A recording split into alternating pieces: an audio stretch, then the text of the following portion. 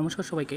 Tripura tribal welfare residential educational institute সোসাইটির মাধ্যমে যে ক্লাস 3-তে এডমিশনের জন্য যে ফর্মটা ফিল আপ শুরু হয়েছিল, তার কিন্তু ফাইনালি এখানে যারা যারা সেই স্কুলে সিলেক্ট হয়েছে তোমাদের সবার নামের তালিকা প্রকাশ হয়ে গেছে। তো এখানে ক্লাস 3-তে ভর্তি হওয়ার জন্য যারা যারা অ্যাপ্লিকেশন করলা, ত্রিপুরা ট্রাইবাল ওয়েলফেয়ারের যে দপ্তর অধীনে যে স্কুলগুলো পরিচালিত হয়, যেরকম আশ্রম স্কুলগুলো, 3টা আশ্রম স্কুল, সেখানে যারা যারা অ্যাপ্লাই করছিল সবাই কিন্তু এখানে নামের তালিকা প্রকাশ। তো এইখানে গার্লস স্টুডেন্টদের নামের তালিকা প্রকাশ হয়েছে।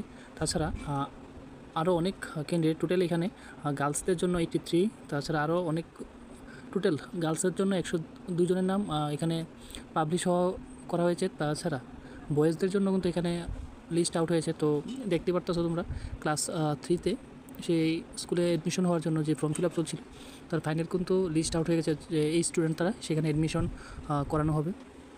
তো বয়েজদের জন্য টোটাল 111 জনকে সেখানে সিলেক্ট করা হয়েছে সেই স্কুলে অ্যাডমিশন করানোর জন্য। তো Tripura tribal welfare residential educational institution সোসাইটির মাধ্যমে সেই স্কুলগুলো পরিচালিত, টোটাল 3টা স্কুল।